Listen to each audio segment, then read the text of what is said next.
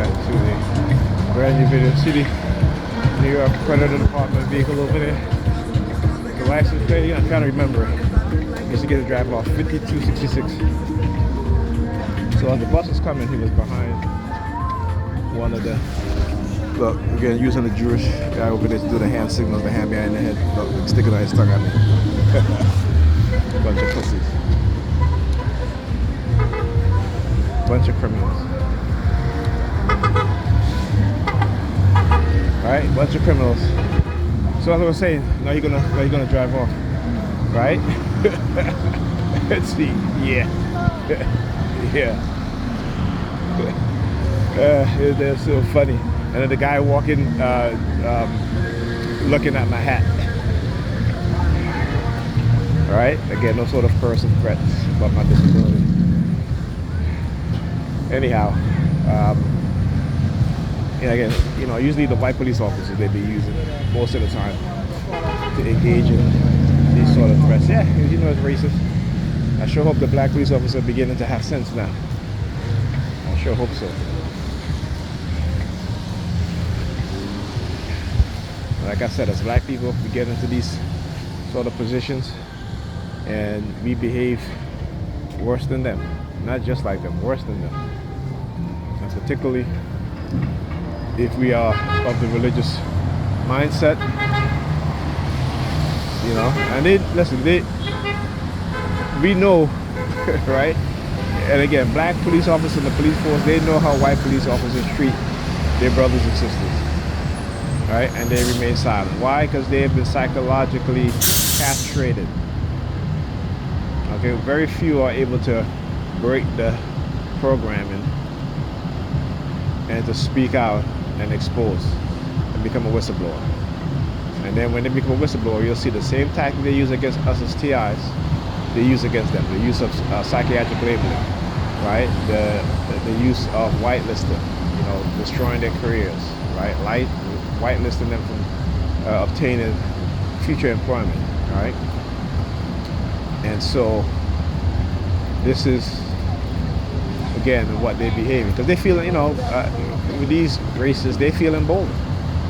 This is why from time to time you will see them come out and do something outrageous, because they are always testing the public to see how far the conditioning, you know, has sunk in, right?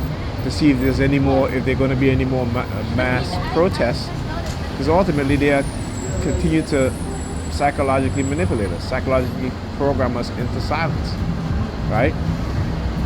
And so with the Black Lives Matter, I talked about this before, they strategically manipulated its members, right? Its founding members and those on its board, and manipulate them, right? Entrap them. Why? To destroy or break up that civil rights activist groups, which they get caught up for all over again. Because ultimately, it is the white races that is behind these things, and we have to understand and realize that. So yeah, don't let them fool you. All right, wake up, open your eyes. Okay, if you're a religious person, you're religiously indoctrinated, do your research. Do your research. Okay, a good place to start is learn about the numerous numerical council in which the Roman Christian doctrine was created. Okay?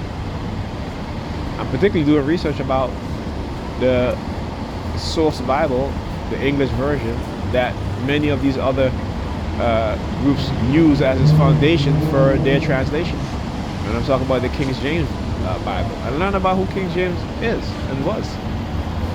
Right? Learn about who he was. Okay? And then also read your entire Bible. Read your entire Bible. Don't just read the passages they give you in church. Read the entire thing. Okay? You know, I was watching Dr. Ray Higgins, and one of the, you know, I've always asked this question, even when I was a teenager, you know, in Isaiah, because the Christians love to talk about how the prophecy of Jesus, that Isaiah talks about the prophecy of Jesus. And no, he didn't. No, he didn't. Read that entire chapter, okay? not just Isaiah speaking to Ahab about the prophecy of a virgin will give birth, and a virgin at that time meant a young maiden. Didn't mean somebody who didn't have sex, right? But it also meant somebody who did have sex. But they could use it in two different ways. But in that case, they meant a virgin, meaning that a maiden, a young maiden, will give birth to a child, and that child will be named Emmanuel. You know, it's funny how that's in the Bible, but you never hear Christians talk about, well, what happened to the child named Emmanuel? Okay? Because he wasn't talking about Jesus. he wasn't prophesying about Jesus. Now, if you go and you read that entire chapter, you will see what he's talking about. Because if you read further along, and it said that, he's talking about Ahab now, right? Because Isaiah told him that God would show him a sign, and that sign was that and if you read that entire chapter, you will understand. It has nothing to do with Jesus. And also, even when that child birth took place, they didn't name him Emmanuel. So again, you know, that should make you think. Well, if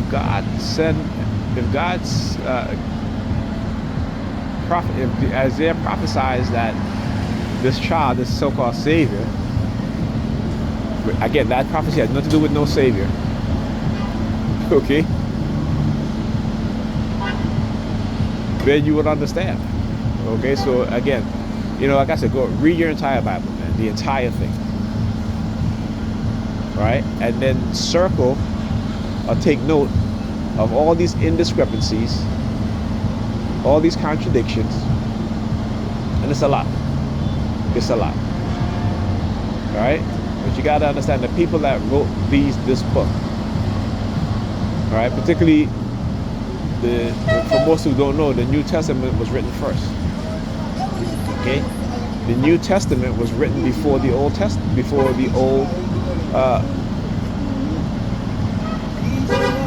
I wouldn't even say the Old Testament, but I guess I could say so, the Old Testament. The New Testament Bible was written before the Old Testament Bible. And they went back in order to, sort of like in the movies, when you watch The Matrix, you know, and then later on they come up with what is called the prequel, right? Explaining how these things happened in the past. That is what happened. That's the best explanation I can give you, right? That is what happened. So the Old Testament was the prequel to the New Testament, because the New Testament was written first. Anyhow, I'll talk to you guys in the next video.